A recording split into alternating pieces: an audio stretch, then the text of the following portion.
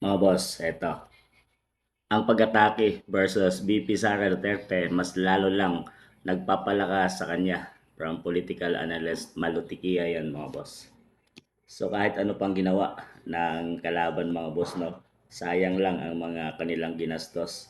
Yung iba pa nga doon mga boss, no, na sinasabing binayaran yung mga congressman para pumirma sa impeachment trial ni VP Inday Sara. So nasayang lang ang pera ng taong bayan doon mga boss.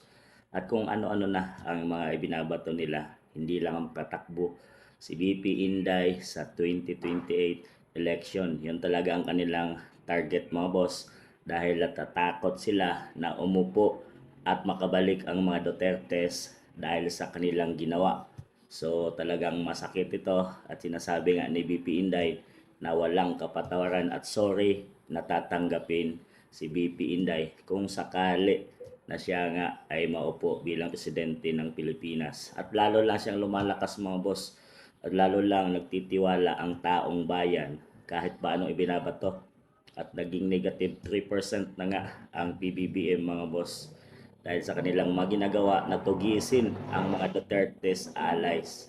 So yun talaga ang kanilang target, at walang proyektong ginawa sa 3 taon, kaya naman bumagsak sa negative 3% ang trust rating ng Pangulo mga boss. So walang proyekto sa loob ng 3 taon, at walang ginawa, wala tayong nakikitang pagbabago sa ating bansang Pilipinas, bagos ang nakikita lang natin ay ang korupsyon ng katiwalaan sa administrasyon ng PBBM.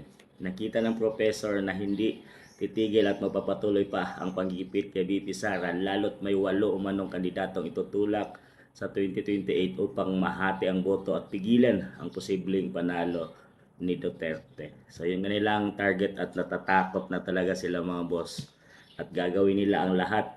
Kaya tayo, ang taong bayan, ay maging mapagmasid mga boss, maging matalino na po ang mga Pilipino, dahil sa nakikita natin ngayon ay wala na talagang lumulubog na ang ating bansang Pilipinas. At sino ang apektado dyan mga boss?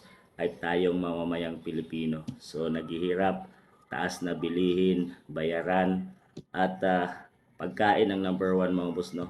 Talagang mahal na ang mga bilihin mga boss. So talagang gagawin nilang lahat, hati-hatiin, at kung sino ang kanilang ipapatakbo para mahati ang boto ng taong bayan at hindi mapunta kay BP Inday Sara. So yung kanilang target mga boss. So taong bayan na lang ang kakampi ni BP at ng mga Dutertes mga boss, dahil patuloy silang ginigiba ngayon ng mga kalaban. Mapigilan lang sila na makabalik sa kapangyarihan. Tingin niyo mga boss.